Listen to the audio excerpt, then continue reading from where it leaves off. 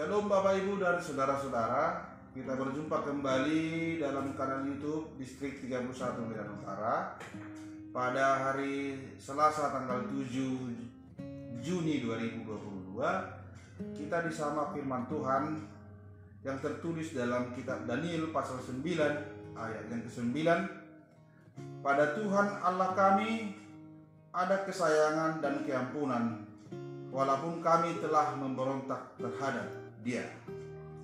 Atas semua hal yang terjadi dalam hidup kita, sering kali kita datang mengadu kepada Tuhan melalui doa, baik itu untuk mengucap syukur maupun untuk memohon pertolongan atas masalah yang kita hadapi. Karena itu, doa disebut sebagai napas orang beriman. Namun, pernahkah kita melihat masalah orang lain dan membawanya dalam doa kita? Sering kita hanya membawa kepedihan yang kita rasakan tanpa melihat kepedihan orang lain. Bapak, Ibu, dan saudara-saudara, dalam pembuangan yang membuat bangsa Israel merasakan kepedihan, Daniel memanjatkan doa kepada Allah. Kita bisa melihat beberapa hal yang menarik dari doa Daniel. Ia tidak serta-merta mengajukan permohonan. Sebaliknya, ia bersedia merendahkan diri dan memohon pengampunan atas dosa-dosa bangsa Israel. Ia juga tidak berdoa untuk keselamatan dirinya sendiri, melainkan untuk keselamatan bangsa Israel. Permohonan yang dipanjatkan Daniel juga tidak ditujukan supaya Allah membalas bakti bangsa Israel, atau supaya Allah menunjukkan kemuliaan bangsa Israel, tetapi supaya nama Allah sendirilah yang dimuliakan karena keselamatan yang diberikannya kepada bangsa Israel. Belajar dari doa Daniel tersebut, kita patut melihat bagaimana kita berdoa selama ini. Terlebih karena doa adalah napas hidup beriman kita, seperti udara yang digunakan untuk bernapas oleh semua makhluk. Begitu juga doa yang kita panjatkan seharusnya juga berdampak kepada diri kita, berdampak kepada saudara-saudara kita juga. Dalam doa Daniel tercatat di sana ada doa pengakuan dosa. Pengakuan dosa yaitu dosa semua umat Israel. Daniel mengarahkan mukanya kepada Tuhan untuk berdoa dan bermohon.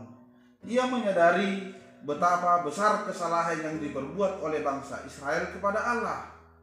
Itu sebabnya ia berpuasa, mengenakan kain ungu dan mengaku dosanya.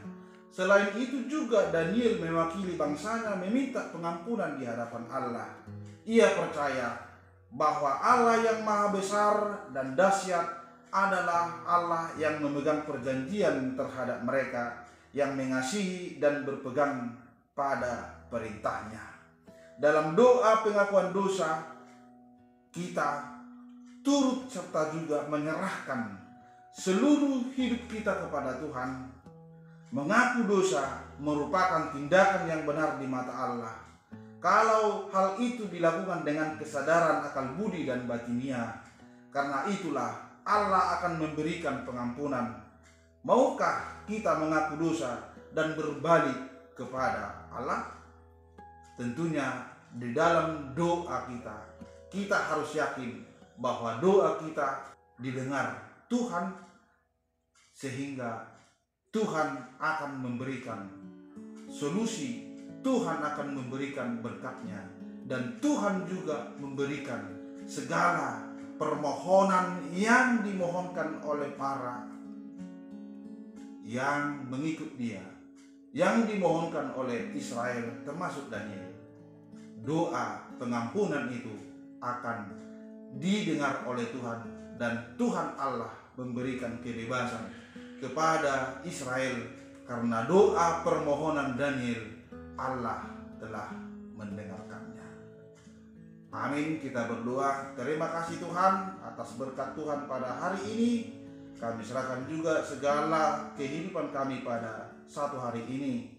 Tuhan, kami banyak kesalahan dan dosa, sehingga kami tidak layak di hadapan-Mu. Oleh karena kasih karunia-Mu, Tuhan melayakkan kami, dan sehingga kami selalu datang ke hadapan-Mu bermohon, meminta pengampunan, bermohon, meminta pertolongan kepada Tuhan, karena kami yakin Tuhan adalah sumber dari segalanya. Tuhan adalah kehidupan kami. Tuhan adalah sumber dari kehidupan yang begitu indah yang Tuhan berikan kepada kami. Amin.